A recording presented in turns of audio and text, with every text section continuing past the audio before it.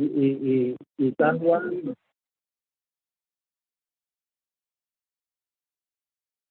quizás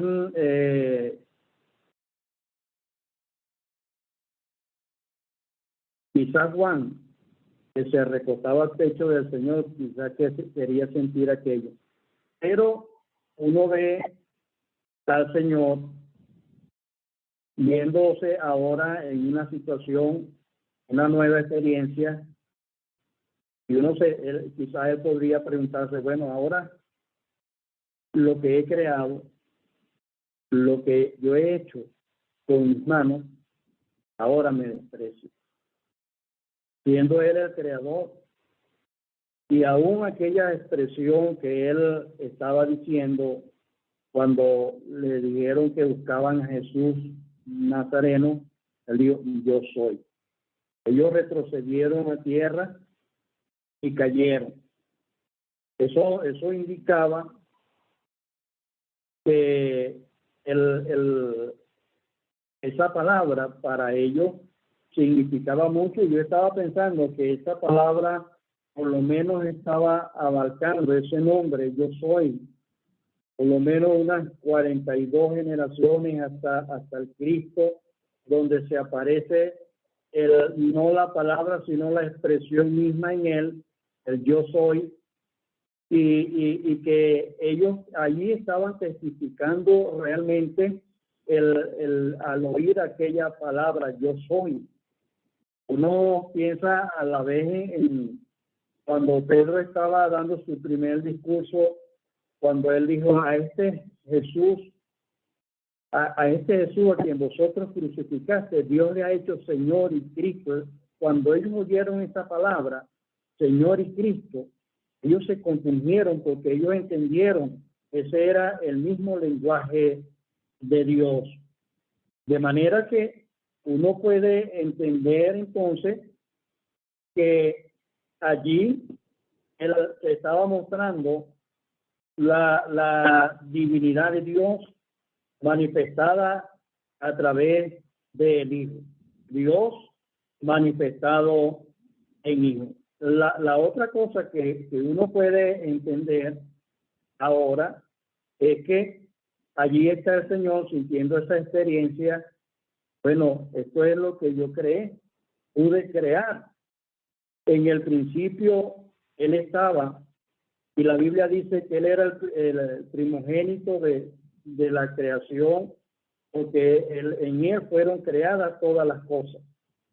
Y uno no se imagina la impresión en él al poder ver que lo que él había creado ahora le rechazan. La expresión que el apóstol, el mismo el profeta Isaías, despreciado y desechado entre los hombres, pero el evangelista Juan, él está diciendo, a los suyos vino y los suyos no les recibieron. De manera que en el mundo estaba, el mundo por él fue hecho, pero el mundo no le conoció.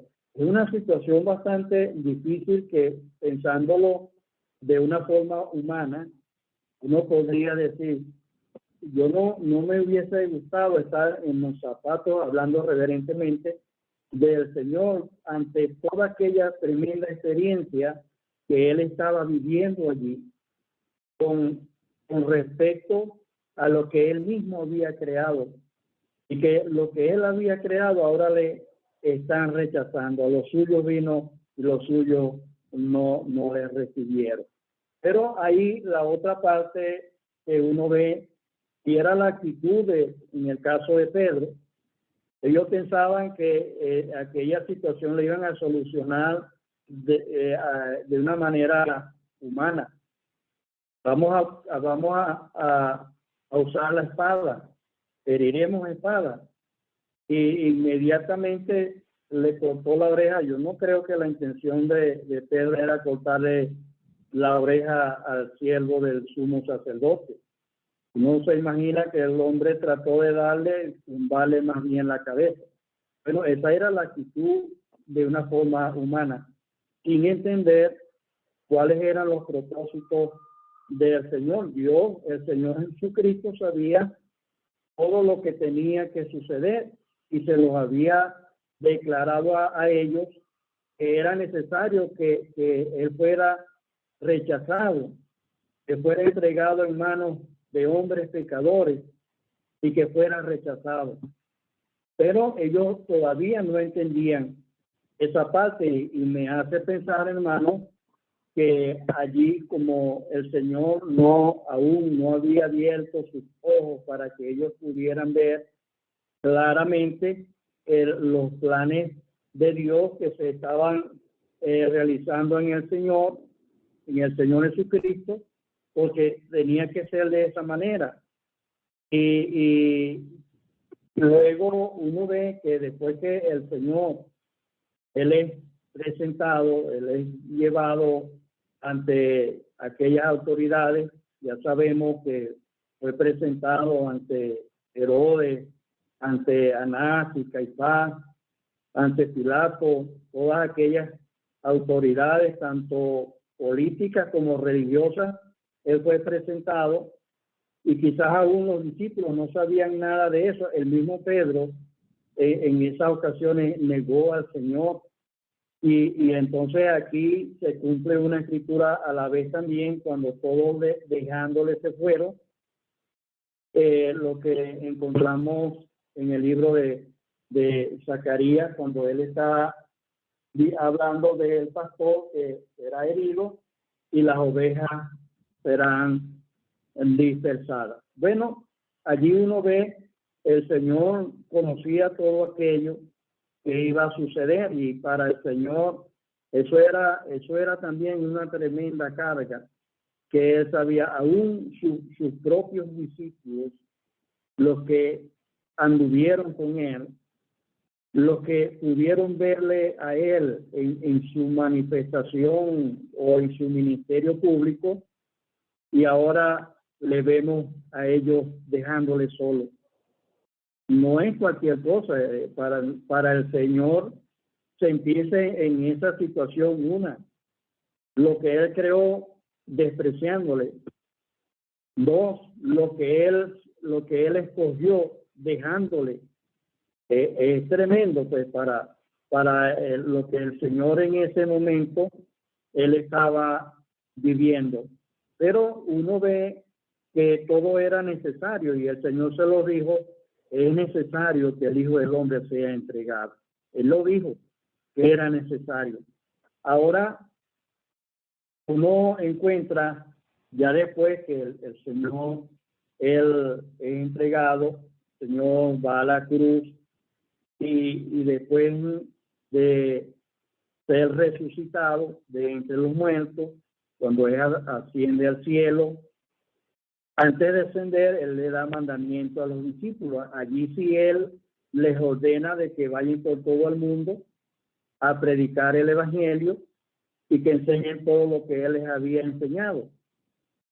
Allí es donde ellos, no ve allí que para ellos fue una tremenda lección y experiencia, que aun cuando no lo entendieron en el momento, porque era de Dios que todavía no entendieran esa verdad, sin embargo, ellos pudieron entender, como es lo que Pedro está declarando, en alguna de las experiencias que ellos tuvieron con el Señor cuando vieron su majestad en el Monte Santo, y ahora lo que ellos estaban observando en el Señor en esa oportunidad. Por lo menos Pedro, él en su primer discurso, ahora sí lo entendió. En su primer discurso a Israel, ahora él sí está diciendo: Jesús Nazareno, aprobado por Dios con las maravillas y prodigios que Dios hizo delante de vosotros, como vosotros mismos sabéis. A este entregado por el anticipado conocimiento y determinado consejo de Dios, prendiste y mataste. Allí, ahora sí Pedro está entendiendo la razón por la cual el Señor en aquel momento era necesario que él fuera entregado en manos de hombres pecadores. Pedro lo está entendiendo ahora. Entonces, es de esa manera que ellos de allí en adelante, la idea era que ellos pudieran tener esa experiencia. Eso iba a marcar la vida de ellos en su vida cristiana, y eso iba a hacer de que el tema y la predicación del evangelio estuviera basada en la muerte, en la sepultura y en la resurrección del Señor Jesucristo. De manera, hermanos, que son algunos detalles que uno puede entender en esa parte cuando el Señor aquí, él es arrestado. Los discípulos no lo entendieron en el momento, pero después ellos pudieron entender. Para ellos fue una experiencia, el Getsemaní fue para ellos una experiencia que le costó tristeza, porque cuando el Señor estaba orando primeramente, que era en el estudio pasado, sus ojos estaban cargados de sueño a causa de la tristeza que los embargaba. Ellos estaban tristes porque ellos sabían que su Señor iba a morir. Ahora ellos aquí están dejándole solo. Y ahí está Pedro, que intentó seguirle, pero él lo negó en 3 oportunidades, aunque eso le costó muchas lágrimas. Ahí estaba Juan, que intentó seguirle, pero igual también huyó, casi desnudo, de manera que son algunos detalles que uno entiende en esta parte, hermano. Yo no voy a extenderme mucho, yo lo voy a dejar aquí porque yo sé que hay hermanos con más experiencia y que el estudio tiene mucho para sacarle mucho provecho. Pues yo ojalá que el Señor nos ayude y que su palabra realmente sea en esta noche como un refrigerio y nos sirva para a la vez una preparación para el día de mañana poder presentar una adoración al Padre en espíritu y en verdad. Bueno, muchas gracias, hermano Humberto. Don Alcímide, puede ayudarnos. Muchas gracias, hermano. Es interesante que esta porción donde el hermano Humberto comenzó a leer en el Evangelio de Juan, dice que el Señor salió con sus discípulos al torrente de Cedrón. Estaba buscando el significado del nombre Cedrón. Significa negro, torrente triste. Y las circunstancias fueron tristes. El Cristo fue en ese huerto, habiendo pasado el torrente de Cedrón y yendo al lado oeste del Monte de los Olivos, donde estaba aquel huerto. Él pasó tristemente. El hermano Junior nos estaba diciendo la semana pasada de 2 Samuel capítulo 15, lo que vamos a repasar lo que él nos dijo. Todo el país lloró en alta voz. Pasó luego toda la gente el torrente de Cedrón. Asimismo pasó el rey y todo el pueblo pasó el camino que va al desierto. Y David subió la cuesta del monte de los olivos y la subió llorando, llevando la cabeza cubierta y los pies descalzos. También todo el pueblo que tenía consigo cubrió cada uno su cabeza e iban llorando mientras subían. Y esta otra coyuntura que nos dijo el hermano Junior, y dieron aviso a David diciendo: Ahitofel está entre los que conspiraron con Absalón, el torrente de Cedrón y una traición. Aquí Ahitofel es una figura de Judá. El Señor dijo: aún el hombre de mi paz, en quien yo confiaba, levantó contra mí su carcañar. En otras palabras, le dio, como hablando reverentemente, como un puntapié. Alzó el pie y el calcañar de su talón se levantó. Era como figurativamente una traición vil. El torrente triste, el torrente negro. Y dice que Judas conocía aquel lugar, el traidor, el Ahitofel de David. Y dice, conocía aquel lugar porque muchas veces se había reunido allí con sus discípulos. Aquí está Judas tomando una compañía de soldados, una compañía completa. Aquí no llegó la compañía completa, pero una compañía completa de soldados romanos contaba de una tropa de 600. Pero ahí no fueron toda la tropa, pero llevaron varios soldados de la cohorte romana. Y habían alguaciles que eran oficiales, como aquellos alguaciles que fueron enviados para aprender al Señor. Eran como tropa, eran como custodios del templo y del Sanedrín. Eran como custodios, pero venían varios. No digamos que toda la artillería completa, pero pensaban que el Señor podía entregarse. Él había dicho, mi reino no es de este mundo. Si mi reino fuera de este mundo, mis seguidores pelearían para que yo no fuese entregado. Pero mi reino no es de aquí. Pedro, el que era más intrépido, el más arrojado, el que siempre, pobre Pedro, yo soy peor que Pedro, él aprendió después, Pedro, pero él era precipitado y él sabiendo las cosas que le habían de sobrevenir, se adelantó y les dijo, ¿a quién buscáis? Le dijeron a Jesús Nazareno. Y allí estaba Pedro. Él, según él, y no era para cortarle la oreja, era para herirlo gravemente. Pero el Señor evitó que la espada que Pedro levantó tomara el rumbo que él había previsto y le cortó la oreja. Lucas, que es médico, él dice que el Señor tocó esa parte del soldado, aquel alguacil, y le curó la oreja. Era un siervo del sumo sacerdote. De modo que el Señor se mostró como un valiente y fuerte. Es interesante que llevan ahí linternas y antorchas. Yo estaba notando que un comentarista, él dice, estaban buscando con linternas y antorchas aquella noche el que es la luz del mundo. Él dijo, yo soy la luz del mundo.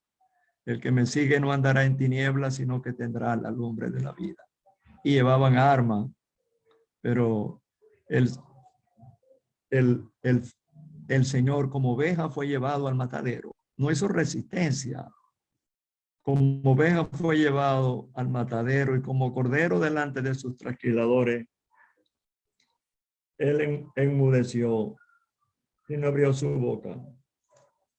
Y dice que el Señor sabía de antemano todas las cosas que le habían de sobrevenir. Él tenía toda su omnipotencia. Él tenía todas sus capacidades, todas sus prerrogativas divinas. Él sabía todas las cosas que le iban a sobrevenir. Y él se adelantó, él no tenía miedo. Ellos pensaban que él podía huir, él más bien protegió a los discípulos. Si me buscáis a mí, dejad ir. Ellos no lo iban a proteger a él, era el Señor que los estaba protegiendo. Y él hizo frente. ¿A quién buscáis? A Jesús Nazareno. Y él solamente dijo, yo soy. Oíamos la semana pasada que eso habla de los atributos divinos. Él es el yo soy, el Jehová. Yo soy el que soy, el que vive eternamente. Todos cayeron al piso. Ellos retrocedieron y cayeron a tierra. Y él era el que tenía el control de la situación, no eran los soldados. él les demostró y luego les dio señal de levantarse. Y dice, volvió pues a preguntarle a quién buscáis. Ellos dijeron a Jesús Nazareno. Os he dicho que yo soy, si me buscáis a mí, dejad ir a esto. Protegió a sus discípulos. Así es él, hermano. Qué maravilla. Él está controlando la situación. No fue que lo apresaron, fue que él se entregó voluntariamente, porque ese era el camino que tenía por delante. Y él ya no había más tiempo, había llegado la hora. Esta es vuestra hora y la potestad de las tinieblas. Bueno, adelante, hermano. Bueno, muchas gracias, don Alcímide. Bueno, le damos la bienvenida a varios hermanos que han llegado a la sala. Hermano Adolfo Martínez, el hermano Vladimir, el hermano Luis Enrique, el Cochea, también introducido, David Yajure. Tienen libertad, hermanos, para ayudarnos. Hermano Adolfo, bienvenido.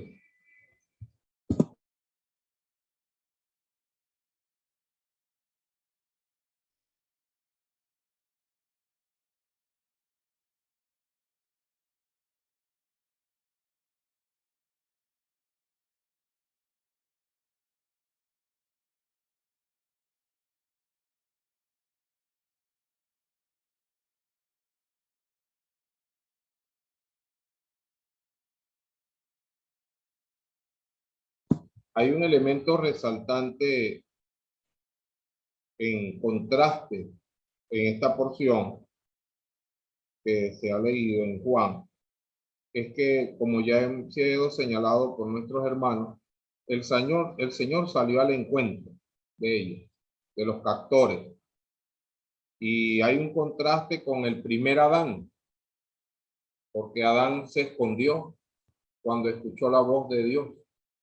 Dice que cuando tanto él como Eva, dice, oyeron la voz de Jehová Dios que se paseaba en el huerto al aire del día, el hombre y su mujer se escondieron de la presencia de Jehová entre los árboles del huerto.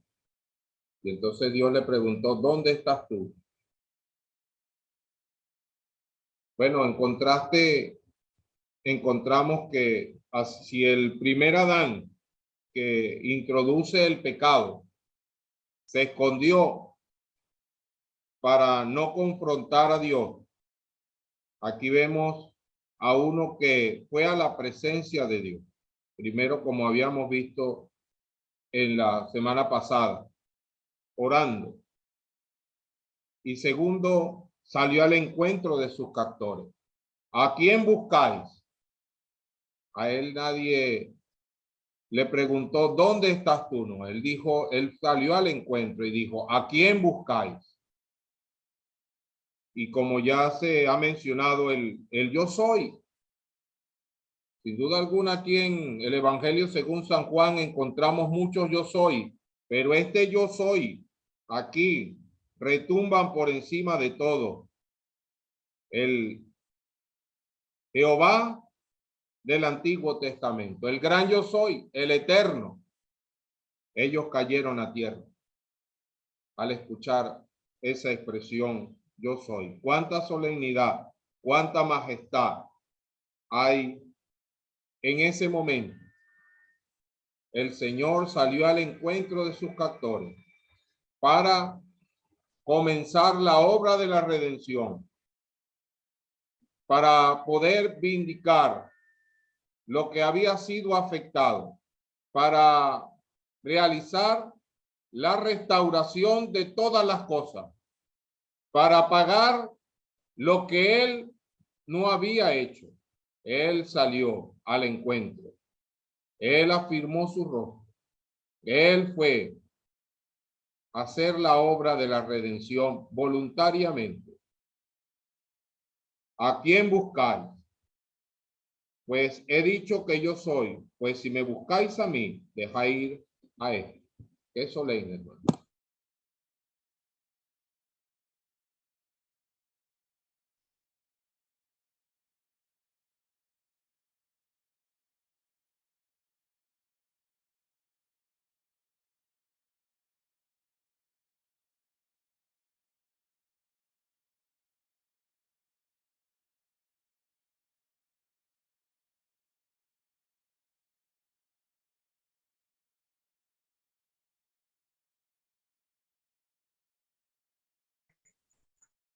Solamente quiero compartir un pensamiento basándome en lo que dice primera a Timoteo capítulo 2, versículo 6. Primera a Timoteo capítulo 2, versículo 6. El cual se dio a sí mismo en rescate por todos. Estaba pensando en esa porción cuando leo este relato. Como decía el hermano Alcímedes, me estaba meditando en lo mismo. El Señor no puso resistencia alguna a aquellos hombres. Y por el contrario, Él frenó a sus discípulos a actuar con la espada. Vemos que al Señor le preguntaron que si habrían de herir a espada. Mas Pedro no consultó nada.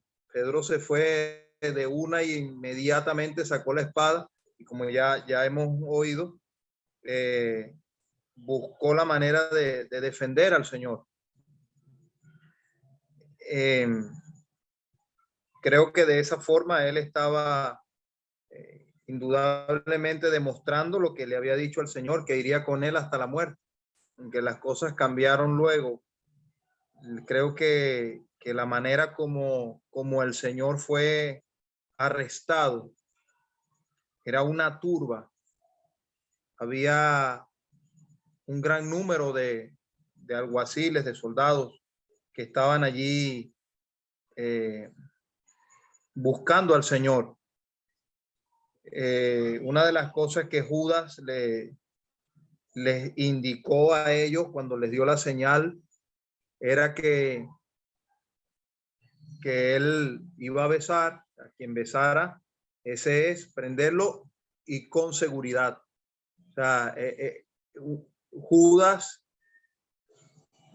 por lo que vemos, hermanos, él no tenía como la intención de que el Señor fuese a morir.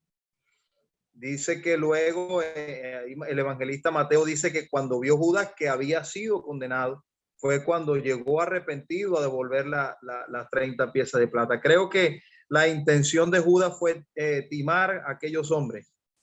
Le dieran el pago, yo se los entrego, pero él es poderoso, él se va a soltar. Pero las cosas sucedieron totalmente distintas. Él no estaba viendo lo que espiritualmente hablando necesitaba, convenía a la humanidad. Y aquí es al punto a donde quiero llegar. Sucedieron muchas cosas, como ya se dijo, ellos no lo entendían, lo comprendieron luego. Pero era necesario, dice la Escritura. Convenía aquel por cuya causa son todas las cosas, que de habiendo de llevar muchos hijos a la gloria, perfeccionase por aflicciones al autor de la salvación de ellos. No había otra forma, no había otra manera de nosotros obtener salvación que no fuese por el sacrificio de nuestro Señor Jesucristo. Y llama la atención de que tuvieron que usar un gran número de alguaciles y de soldados, una compañía, para poder llegar al Señor. No hay una coincidencia exacta, pero algunos historiadores indican que podían llegar a ser más de 200 soldados y alguaciles, más de 200 personas para prender a un hombre. Ellos tenían temor, ellos iban, aunque iban en una superioridad numérica, aún así supongamos un número mínimo de 50 efectivos allí de seguridad, aún era superioridad numérica, hombres entrenados indudablemente, y tenían temor. Cuando el Señor les dice, ¿a quién buscáis? Y él responde, yo soy, dice que retrocedieron y cayeron a tierra. Era claro que el Señor podía librarse de aquellos que le iban a prender, pero él se dio a sí mismo. La diferencia de cualquier arrestado que pone resistencia porque no quiere ir a ser condenado, y este que no tenía razones, no había causa para que fuese condenado, se dio a sí mismo. Cumpliéndose la escritura, como ya se citó allí en Isaías 53, él como oveja fue llevado al matadero, y como cordero mudo delante de sus trasquiladores, él no abrió su boca. Él se entregó, haciendo cumplimiento de lo que él ya había dicho, que nadie quita de él la vida, sino que él tenía poder para ponerla y tenía poder para volverla a tomar. Lo que hace grande el amor del Señor es que allí Pablo dice que más Dios muestra su amor para con nosotros en que siendo aún pecadores, Cristo murió por nosotros. Algo interesante en esto es que aunque dice la escritura que él entrando en el mundo dijo, he aquí que vengo, oh Dios, para hacer tu voluntad, como en el rollo del libro está escrito de mí, y fue obediente, dice Pablo a los filipenses, que fue obediente hasta la muerte y muerte de cruz. Pudiésemos pensar en un hijo que no le queda más remedio que obedecer la orden del Padre, pero en el Señor Jesucristo no fue este caso. El hacer tu voluntad me ha agradado, dice la escritura de él. Él se complacía en obedecerle, pero también él se complació en amarnos, entregándose a sí mismo. No solo fue el hecho de que el Padre le indicó, Dios le mandó, sino que le vemos allí obrando en favor de la humanidad, obrando en favor de nuestra salvación. Él es el autor de nuestra salvación. Hermanos, qué maravilla. Él no se resignó a obedecer. Él se complació en obedecer y se dio a sí mismo en rescate por nosotros.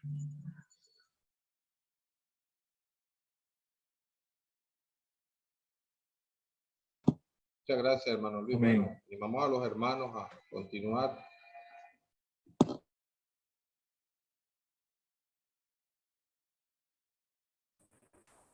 Bueno, ¿se oye? ¿Se oye? Sí, sí le escuchamos, hermano Adolfo. Buenas noches. Bueno, estos momentos uno se pone a ver el escenario de un huerto es muy bonito de día, ¿no?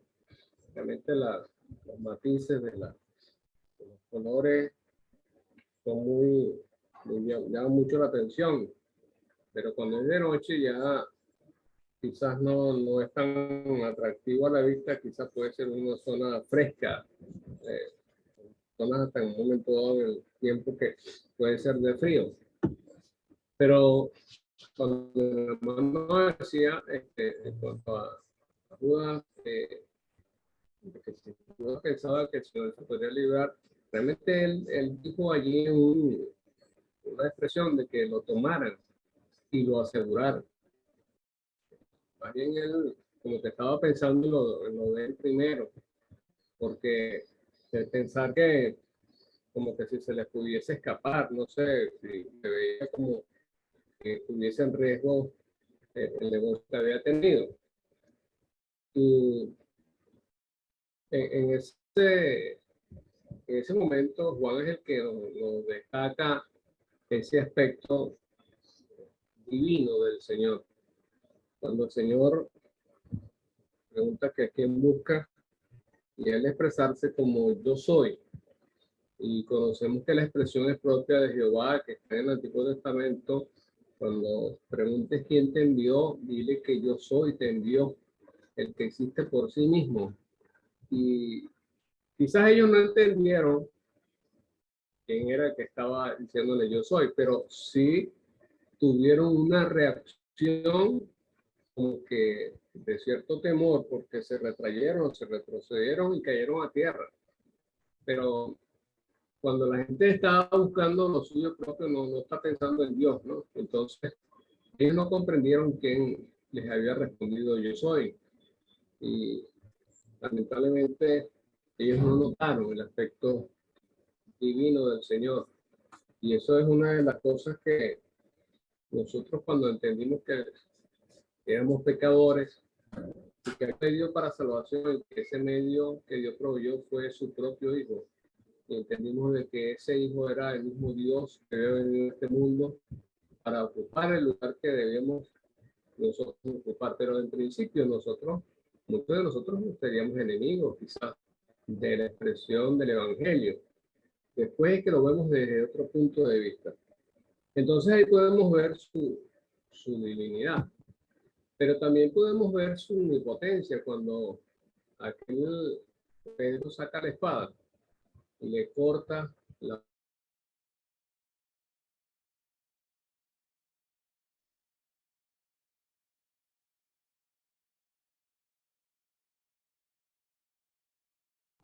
Bueno, lamentablemente al hermano Adolfo se le salió por un momento, ya regresó. Hermano Adolfo, continúe. ¿Se oye? Sí, Bueno, escuchamos. sí, la conexión aquí falla mucho. Bueno, no sé hasta dónde escucharon, pero decía en el segundo atributo que vemos de él, es la omnipotencia, de que cuando Pedro le corta la oreja a Malco, él recibe una solución al instante de curar la oreja. Yo no sé qué pasaría con Malco, pero sí sabemos por Hechos de los Apóstoles que muchos de los sacerdotes creyeron en el Señor. O sea que en medio de esa pasividad que el Señor mostró, que no fue, voy a demostrar mi poder, muchos creyeron en Él. Entendieron de que estaba delante de Él el que estaba prometido en las Escrituras, como el Mesías, para hacerlo ellos, cada uno como su Salvador personal. Y el Señor le recrimina a ellos, que habiendo estado tanto tiempo en medio de ellos, sin embargo, no le echaron mano, sino ahora. Pero es porque todo tiene su tiempo en el reloj de Dios. Judas tuvo su oportunidad. Una vez escuché en estos días a uno que evaluaba, online estaba viendo uno que evaluaba la historia de Judas. Y según él, Judas tuvo una oportunidad en que el Señor le redimió después de esto. Y él mismo decía que no tenía escritura para comprobarlo, pero la congregación decía amén. Por cierto, es este hombre que fue candidato en un momento dado. Pero es porque cada quien ve su mercantilismo. Pero nosotros sabemos que ese hombre, su arrepentimiento no fue un arrepentimiento de salvación. Él lo entregó, él llevó la culpa. Pero gracias al Señor, porque él en medio de esta pasividad del Señor mostró esa parte de su divinidad en cuanto a su omnipotencia y ese gran yo soy del Antiguo Testamento.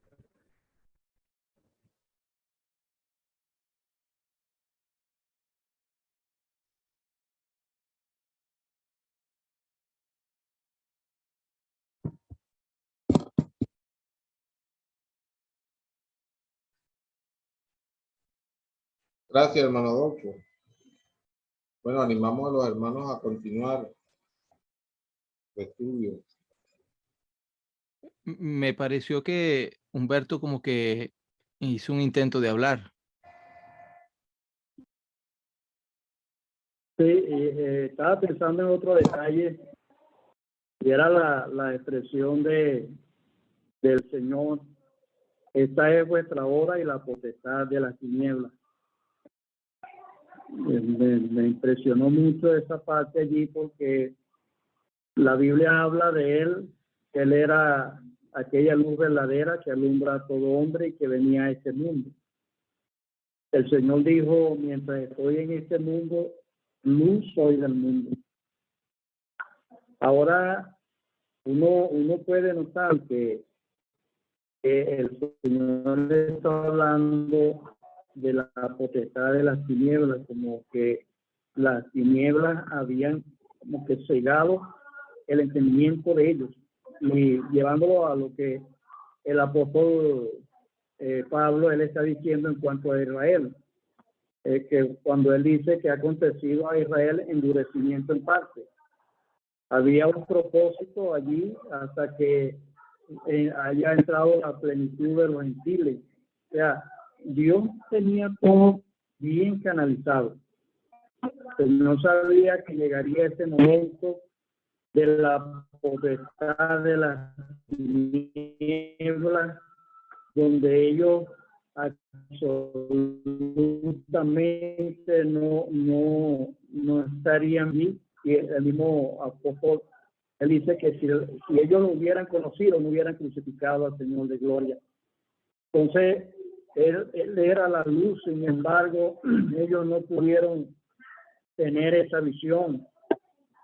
Su entendimiento estaba completamente cegado, y el Señor les está diciendo que la potestad de las tinieblas le estaban rechazando a la luz. Hay una cosa que el Señor dijo en el Evangelio de Juan, que la luz vino al mundo y los hombres amaron más las tinieblas que a la luz, porque sus obras eran malas. Entonces, bueno, son un pequeño detalle, hermano, que uno encuentra allí, con un pensamiento en cuanto a esa expresión que el Señor estaba diciendo allí en cuanto a la potestad de las tinieblas.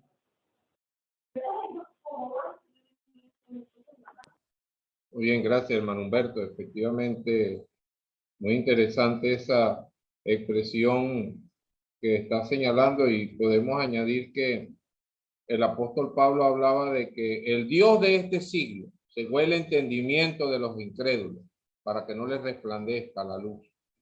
Ellos, como usted mismo citó, el mismo Señor dijo que ellos amaron más las tinieblas. Y es interesante allí cuando esa expresión la cita Lucas, él dice: esta es vuestra hora y de la potestad de las tinieblas, el mundo aliado al príncipe de este mundo, al enemigo de las almas, en contra del Señor. Aunque ellos arremetieron con todo su ímpetu contra el Señor, ellos mismos no entendían que estaban cumpliendo lo que la palabra de Dios decía acerca de él, que él tenía que sufrir por nuestros pecados. Bueno, animamos a los hermanos a continuar. Yo quisiera que pudiéramos también considerar la expresión: la copa que el Padre me ha dado, no la he de beber. Él venía de orar, pidiéndole al Padre: si es posible, pasa de mí esta copa. Y ahora él le dice allí a sus discípulos, pero en particularidad, digamos, el énfasis es hacia Pedro, que le dice: mete tu espada en la vaina. La copa que el Padre me ha dado, no la he de beber. Si los hermanos pudieran ayudar un poco más con esta expresión.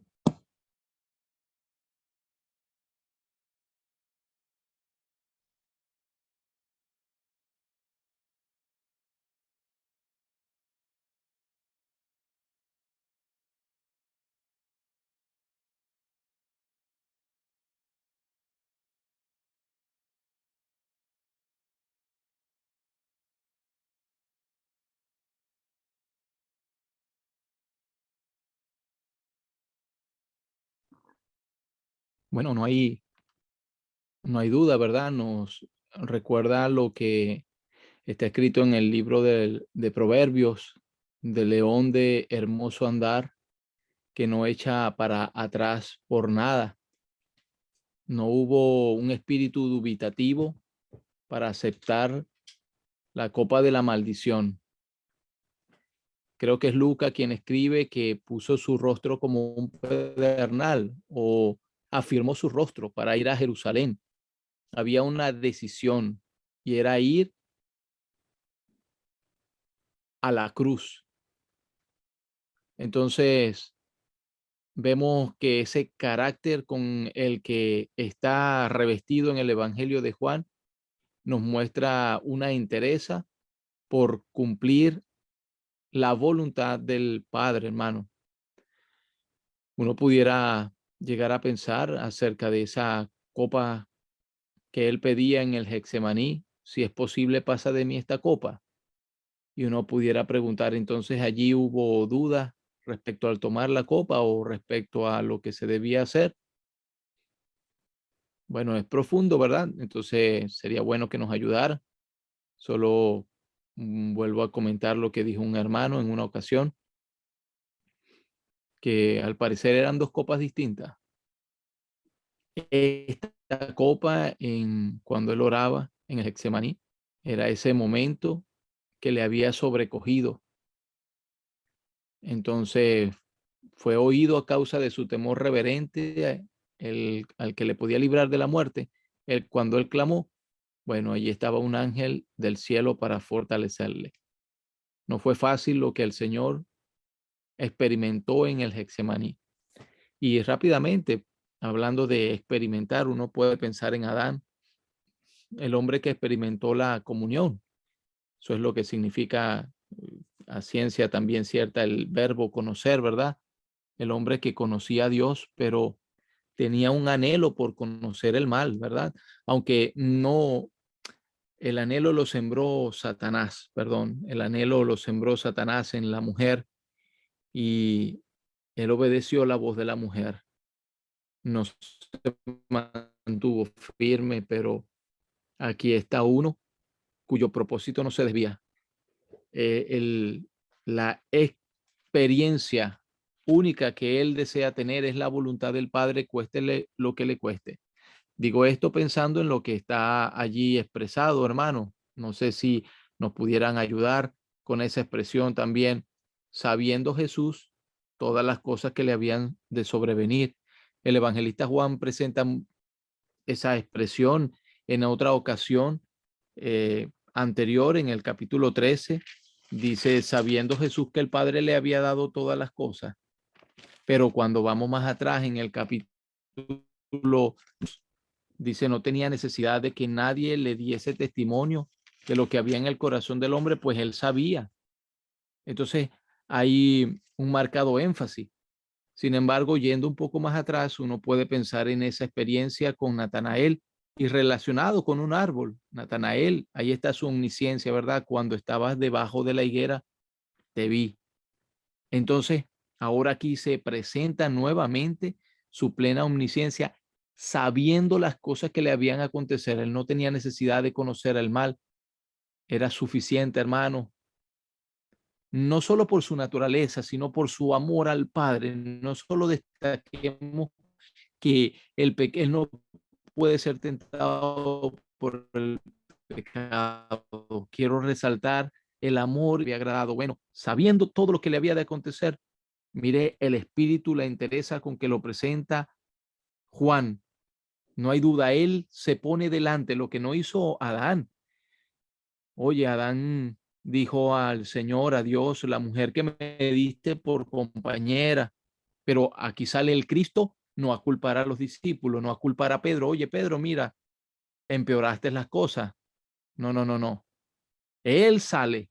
Si me buscáis a mí, dice otro evangelista, dejad ir a estos. Ah, no, aquí mismo, perdón, en el versículo 8, para que se cumpliese aquello que él mismo había dicho, de lo que me diste, no perdí ninguno.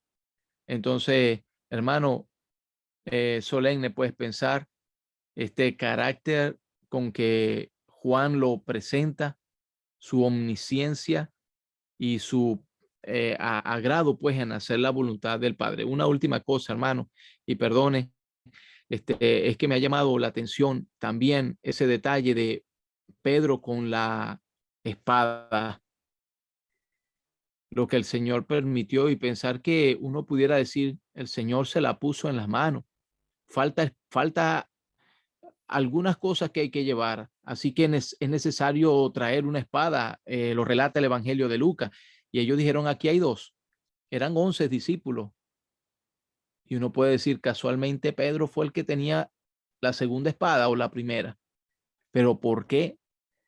El Señor dice, aún falta una escritura que se cumpla. Fue contado con los inicuos. nos vamos al Evangelio de Isaías para pensar en cómo lo presenta Isaías, la gloria que el Padre le va a dar, que el Padre le daría. Dice, yo le daré parte con los grandes y con los fuertes repartirá despojo, porque no solamente derramó su vida hasta la muerte, sino que fue juntado con los pecadores. Allí estaba Pedro con aquella espada para que así el Cristo fuera contado con los pecadores, con los íntimos. Entonces, hasta donde el Señor pues se humilló. Su nombre, no había nada más grave que el nombre fuese difamado. No solo se dispuso con los impíos, su nombre allí entre los pecadores, todo por cumplir la palabra de Dios. Qué amor del Cristo para con su Padre, hermano. Pero bueno, sigamos escuchando.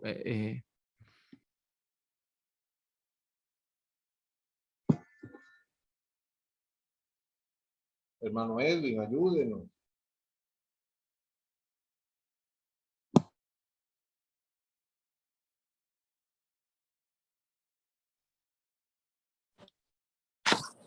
Bueno, estamos aquí oyendo con atención, bueno, con mis acompañantes. Gracias al Señor por lo que hemos escuchado. Podemos seguir oyendo, queridos hermanos.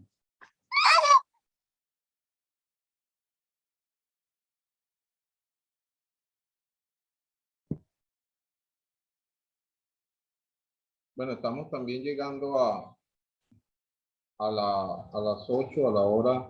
No sé, don Alcime o el hermano Humberto tienen alguna acotación para englobar lo que se ha planteado.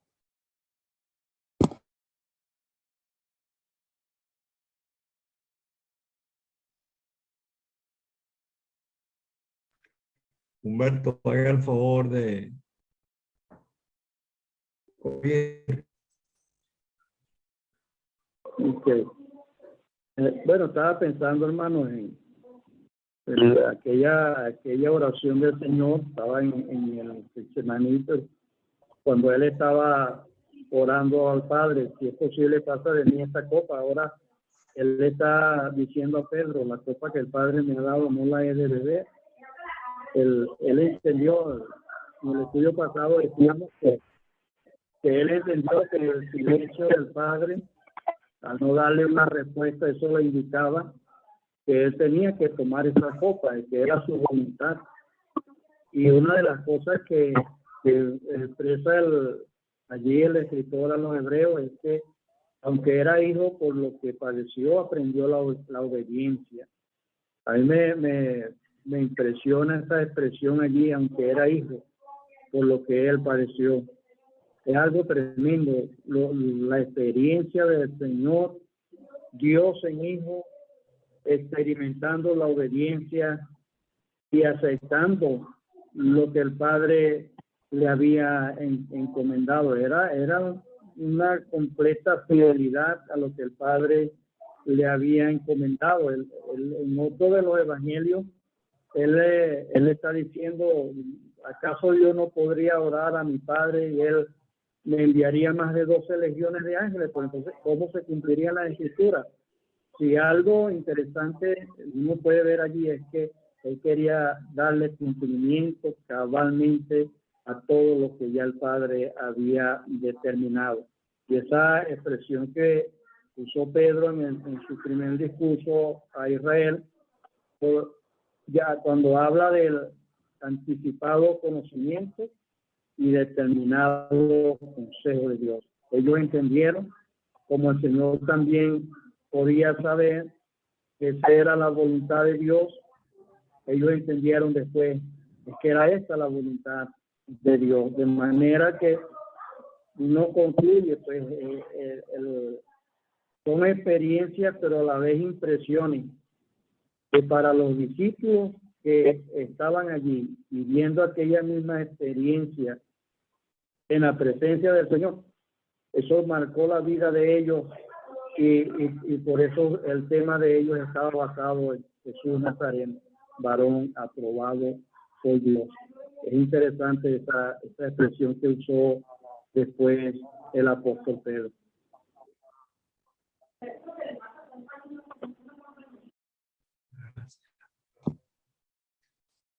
Bueno, muchas gracias. Don Alcime, ¿va a añadir algo? No, hermano. Muchas gracias, hermano Marco.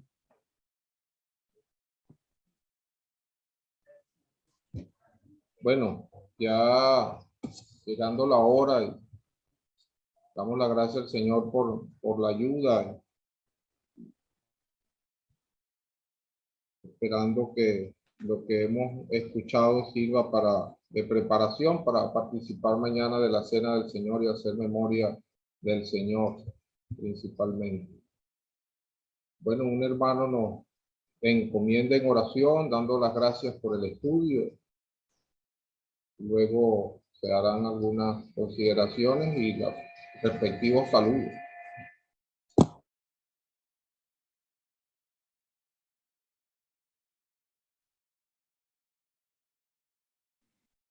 Oremos, hermano.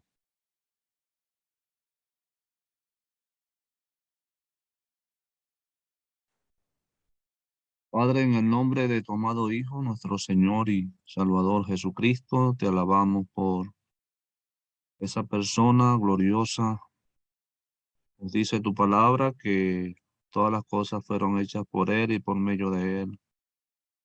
Que era necesario que a través de esa manifestación del Dios hombre se manifestase por medio de esa obediencia perfecta la gracia divina de parte de Dios. Padre, queremos darte las gracias por esa llenura en la cual el cielo demandaba de un hombre y a través de la persona de tu Hijo, nuestro Señor Jesucristo, el cielo aceptó por completo la obra de la redención. Te alabamos y te damos las gracias por la palabra dicha a Abraham. En tu simiente será bendecida toda la familia de la tierra. Ahora esta palabra la podemos ver personificada en la persona de tu Hijo, nuestro Señor Jesucristo, el cual mediante el Espíritu Eterno se presentó sin mancha a Dios en olor fragante, para que de esta manera nosotros tener la vida eterna. Tu vida, Señor, nos las has transmitido, dándonos a entender por medio del Evangelio. De cierto os digo, el que oye mi palabra, que el que me envió tiene vida eterna. Padre, queremos darte las gracias por esta aceptación en la cual estamos en Cristo Jesús, en la cual nos ha santificado por medio de su sangre y en la cual tenemos acceso al trono eterno de la gracia y así poder nosotros, los redimidos por la sangre del Cordero, adorarte en espíritu y en verdad. Recibe las gracias por esta ofrenda gloriosa en la cual nosotros hemos sido participantes de este llamado santo, de la herencia de los santos en luz. Te alabamos por todo. Ayúdanos a poder entender esto aún más y serte agradables a ti. Esperamos tu gracia, oh Padre. Bendícenos en esta hora, te lo rogamos. En el nombre del Señor Jesucristo. Amén.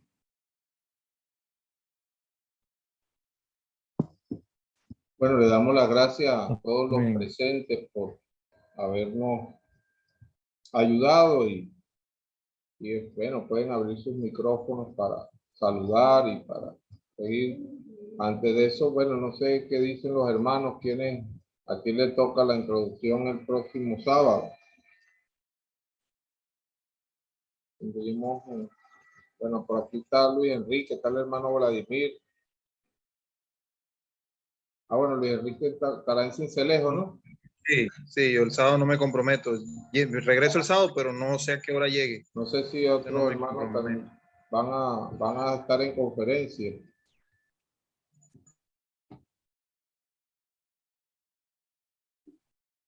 Este sábado, hermanito, voy a estar en un lugar donde vamos cada 15 días. Me toca ahí este sábado y domingo. No voy a poder estar. Y muchas gracias.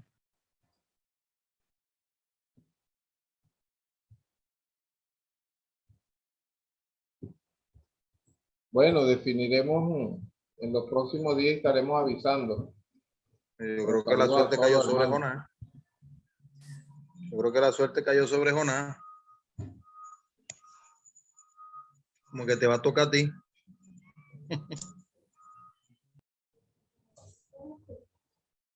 Podemos, bueno, eso sí hay otra posibilidad. Esa le gustó a Pues si Junior. no- Esa le gustó a Junior. Así mismo es, así mismo es. Yo digo amén. Ah, bueno, ya está. Última Sí, palabra, sí, hermano Marco. hay que asegurarlo. Yo de verdad no sé a qué hora llegue. Puede que llegue a tiempo del devocional, puede que no, no sé. No me comprometo por eso. Para la otra semana sí pudiera ser. Bien. Saluda, hijo. Saluda a los hermanos. Saluda a los hermanos. Ven. Hola, Natanael. Ya dice Natanael. uno. Cuando Bueno, hermano, nombraron bendecido. a Anael, se puso el hermano Junior habló de Ya va a cumplir un año. Uno. Hola, hermano Edwin. Saludos a esos muchachitos ahí bellos. Y Priscila y Giovanna. Priscila. Priscila, ¿cómo estás tú? Ah, Priscila. Saluda. Hola. Esa. Bueno, saludos a todos. Pues nos vemos. Te saludo. Saludos, Humberto. Nos vemos. Bueno, mis hermanos, hasta el sábado, si el Señor lo permite. Amén. Dios mediante, hermano hermana Carmen. Carmen. Feliz Amén. noche, feliz noche. Igualmente. Saludos, hermana Carmen, saludos. Saludos a los Con hermanos. gusto, con gusto. Mire, hermano Edwin, ¿qué le ha pasado a usted, hermano Edwin? Oye, hermano. ¿Qué pasó, hija? Mío, ahí está. Ahí está, hija, sí. Por aquí estamos bien, hermano, gracias al Señor. ¿Cómo están por allá? Bueno, por aquí estamos, seguimos esperándole. Bueno, con la ayuda del Señor, pero mira este muchachito aquí. Mira, Junior, uno nunca sabe cuándo llega, porque fíjate que una vez a mí me preguntaron un domingo al mediodía, mire hermano, ¿cuándo va para la asamblea del MENE? Yo le digo, no tengo ningún propósito por ahora para ir para la asamblea del MENE. Y el lunes a las 5 de la tarde estaba llegando al MENE. No, vale. O sea que uno no sabe, Priscila. no sé que no estén los planes de uno, pero los de Dios sí. Así es, así es. ¡Hola, Priscila! Hola, bebé. Saluda pues, hija, di algo. Esa, Di hola, Priscila, hermano. saludos. Giovanna está comiendo. ¿Dónde está por ahí? Lana Giovanna, saludos. Saludos. Saludos. Mira, Yeveli, ¿sabe quién canta bonito? Giovanna, ¿oíste? ¿En serio? Qué bueno. Sí. Canta bonito, canta unos coritos bien bonitos. Tiene que cantarlos entonces. Tienes que invitarla, invítala para la clase. ¿No tiene clase virtual ahorita? Le voy a los viernes. Te van a Sí, enviar. yo continué con la clase virtual los viernes en la tarde. Los viernes de la tarde, bueno, invita a Giovanna para que Giovanna se sume. A las 5 y a las 5:30 de la presencial. Eso, Giovanna, puedes tener tu clase virtual.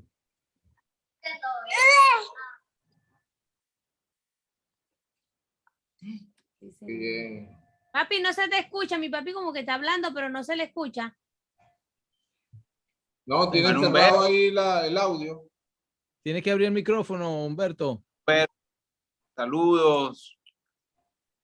Chao, Edwin. Él estaba Bueno, hablando, era por la otra línea. Ahora, bueno, la ayuda del Señor estaremos próximamente, pues. Saluda, pues, hijo. Dile, pues, ya. Quiero saludar. ¿Otra vez? Dale, pues. Despídete. Adiós. adiós.